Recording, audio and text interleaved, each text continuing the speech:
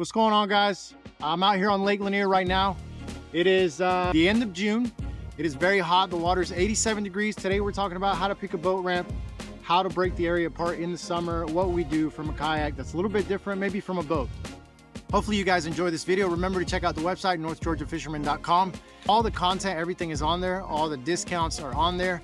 Go ahead and check out the Gorditos hat drop. Remember, guys, these are summer hats built with performance material, made for the summer, light material for those hot, sweaty days. It's got a sweat guard in it, so you don't have those visible stains that are gonna stay. And this is, the design is stitched in. It's not adhesive. I've had adhesive designs fall off of the hat. So guys, check out the new hat. The shirts are on there. We're on Lanier today. The Lanier shirts are on the website. Check those out. Use the code GORDITAS for a discount on your order. Thank you, guys. Hit that subscribe button and the like button, and I'll see you in a little bit on the water.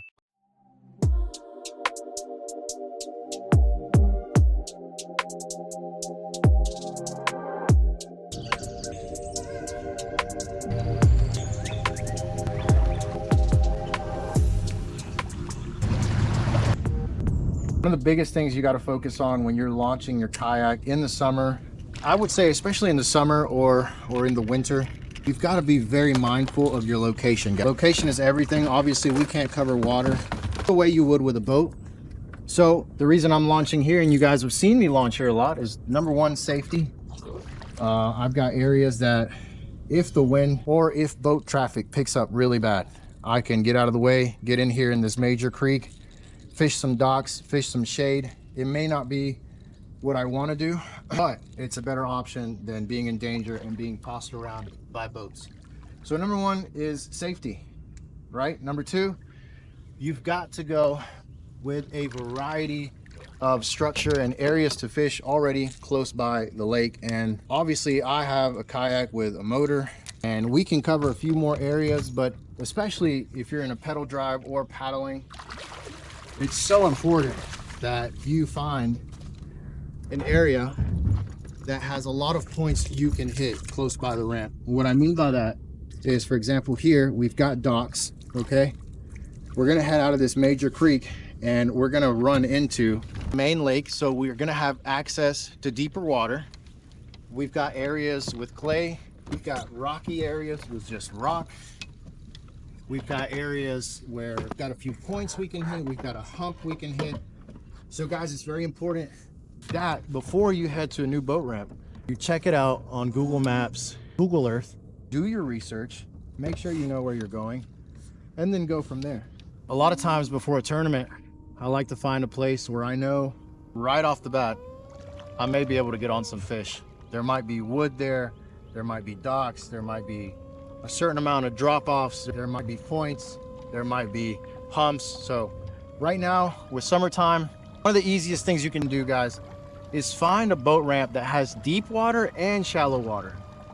Really important, because throughout spring, throughout winter, throughout summer, there are fish that stay deep and there are fish that stay shallow. Obviously there are predominant patterns, there are predominant things and behavior that they're going to display and show. Like for example, summer, you think, all right, they're going to go into deeper water, but there are still some fish shallow. So it's really important that you find a boat ramp that has access to deep water and shallow water at the same time.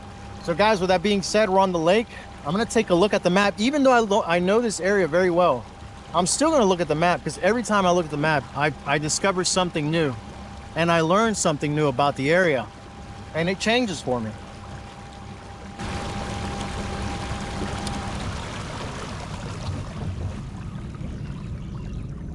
Which way is better? Which way? Do you prefer I go this way or that way? This way right here? All right, thank y'all.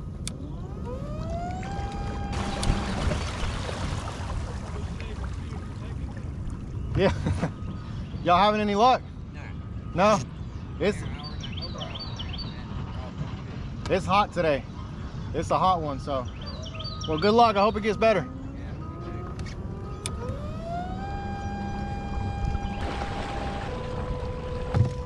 When you choose a boat ramp and you're out here fishing, you don't have any electronics. It's so important that you use your sight, that you use what you see to your advantage. So I've got this long extended point here, and I'm just gonna make a few casts, try to cover some water quickly, and then move on out. A lot of times in the summer, these fish like to feed at night. Oh my goodness. Come on, I might regret I haven't come out here. This is it's a little spicy already. Move my control a little bit. I see fish down here already. Here, a couple fish beneath me, guys. I might make a cast down here. They're already in, I'd say, about 20 feet of water. That's not good. Wow, it is hot. It is not for the weak today. Oh, that's a dog. That scared me. So what I'm doing now, guys, I'm just dragging a drop shot along this point. I saw some action down there. I saw a couple fish moving. They looked like they were hugging the bottom, so I'm just gonna drag it across very quickly, see if I can get bumped or see if they'll have any interest in it.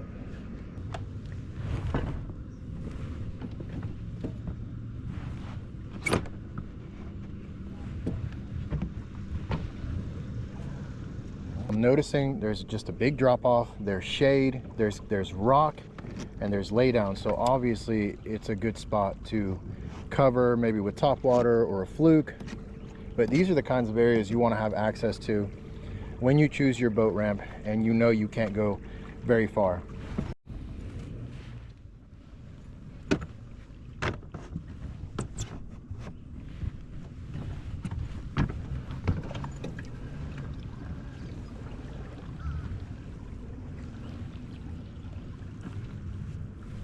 So I have now, so I'm up against this wall. Obviously there's a drop off. I'm looking over here. There's trees that you can see on Google Earth. You can easily identify those trees. And you can see that that tree is going to extend all the way out here. How far, I don't know. But one thing you can do is take a Texas rig and throw it out there and kind of use that Texas rig to carefully feel how far out those branches goes. This could be a very long tree with a lot of limbs. It could be a pine tree with a lot of areas to get tangled up. So grab a soft plastic, you know, fish a top water over it first, and then, oh, there's a blow up right there. And then grab a soft plastic, a Texas rig, and work your way through that tree. And I recommend that you cast parallel. You start tight to the bank and then you spread your cast out and you work your way out and figure out, okay, how far out does this tree go? Because the beginning of the tree may be in 2 feet of water, but it may end up in like 30 feet of water, and it may be a great piece of cover to memorize and fish when you come out here. And to me, I've learned that with all of the fishing pressure now, with active target, with everything, presentation, your initial presentation to fish is very, very important. Very important. So that's another key thing that we're going to do when we're trying to break down a lake. We're going to approach this laydown differently than most people. Most boaters are going to fish it, you know, starting from the outside in. We're going to go inside and then fish all the way out parallel to the bank. Nope, nothing, guys, nothing at all.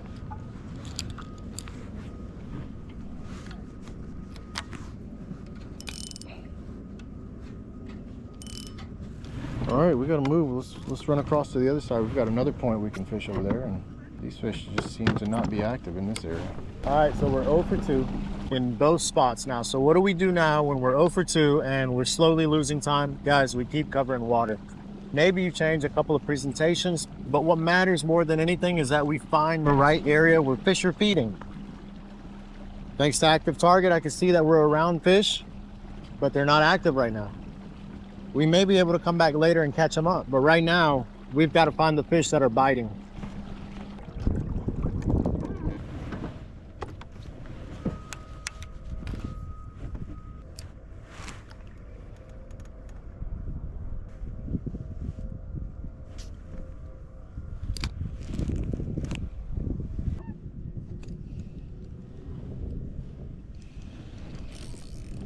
All right, guys, there's the first one of the day off this island right here. Feels like a small one, but still, it's good to get the skunk off the boat. So, all right. So again, guys, this is spot number 3 now. We came over here to this island, and you can see the island. It's right there. And just kind of scanning around, looking for schools of these spots that are feeding, and I found one. They all responded to it immediately. Now again, if you don't have active target, guys, just a couple things. Come around this island, follow the pattern of the land, and the rocks and how it drops off or how it presents. Start with the top water, start with maybe a small swim bait like the Cast Prodigy, maybe float an Echo by, and then start to drag across this area and just kind of fan cast and try to find them as you keep going. We just found one. I saw a school. Hopefully we can get on a couple more. These look a little bit better. Let's see if we can get one of them to bite. Oh, they're on it. They're on it quick. They're on it quick. Oh yeah. Oh yeah. On it quick. Oh, it's another small one. Oh, he came off. He took the worm. Shoot. I think I was trying to horse them a little bit too much, but they're responding really well right now, guys. Let's throw that Cast Prodigy out there and maybe we can get them to come up and bite it. Or I can drag it on the bottom.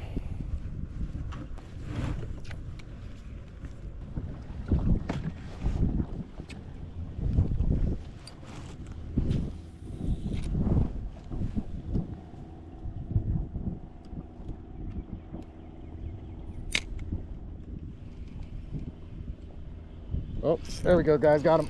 Yes, sir. That's a good one. There we go on the Cast Prodigy. Absolutely. Fishing around this island. That's a good one. That's a good spot, I think, guys. I think we're on a good spot, guys, on the Prodigy.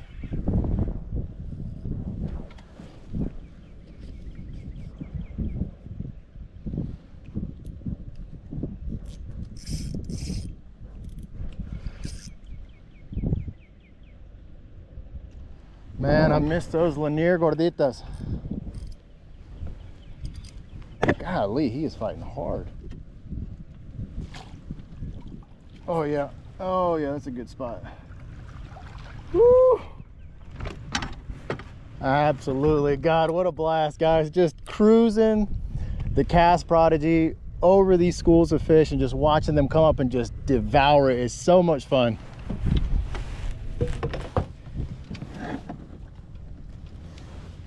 Look at that. Destroyed it. Gotta take a picture of that for the guys. I mean, guys, that is a beautiful fish. Love it. That is a gordita. All right, guys, let's let this beautiful thing go. Man, that felt so good, man. When I was fishing that tournament, if you watched the video from Lake Russell, God, we caught so many small spots, and it was so frustrating because Lake Lanier is like one of the best spots. It's the best spotted bass fishery in the nation. Bassmaster just put it out. So cool.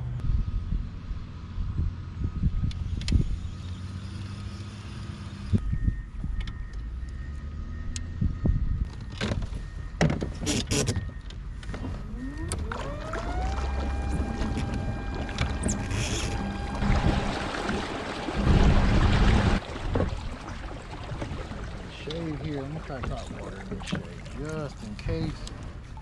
So maybe I'll catch him off guard.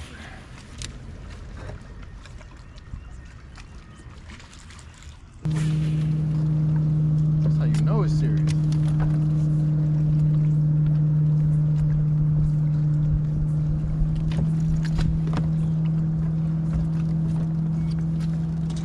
Oh my gosh, guys.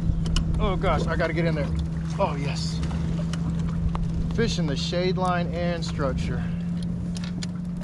Not a big one. Man, he hit it like he was huge. You know what? I'll take it. I will take it. Not a giant. He hit it like he was a giant. I mean, he pulled drag. But anyways, we've got some fallen railing over here, a piece of a dock. And, you know, I came over here to fish the shade line. So fun bite with the popper. In the summer, you can still get them on top water, even when the water is 85. It's just situational, like everything else.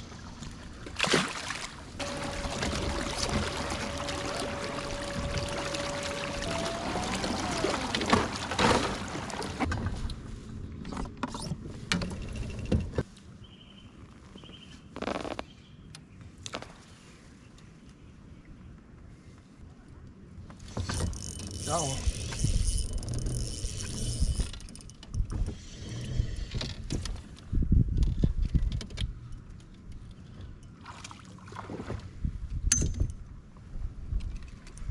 another small spot. The line. Anyway, another small one. I'm telling you, I really think I'm in the wrong area for size. I came here a few weeks ago, and you know, that's about the size that my friend and I were pulling out of here. So this might just be the wrong area right now for size. Might have to try a different boat ramp, and that's part of the learning process, guys. When you're looking for a boat ramp and you're breaking that area apart and you realize, hey, there's a lot of small fish in this. It may be that smaller fish are setting up in that area at this time of the year. So I can tell you that during the spring, the fish size here is pretty decent. So, but ever since that summer, that post-spawn summer transition, in these areas I've seen nothing but smaller fish. I'm guessing the larger fish have transitioned somewhere else. I don't know. You never know. You never know. I may come out here next week and catch a bunch of giants. So it's all a part of the learning process, and it's something that I'm going to take note of, and I'll try a different spot next time and see what the size is like. So we've had an okay bite today, nothing crazy. It's fun to get on fish in the hot weather and prove that you can still catch these fish, but it's so much better when the size is right. So.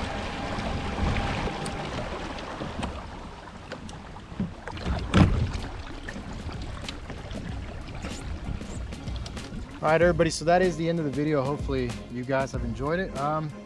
Okay bite today, nothing crazy, but we were able to get out here in this hot summer day and catch some fish with 87-degree water in about 5.5 hours. It's been a fun day.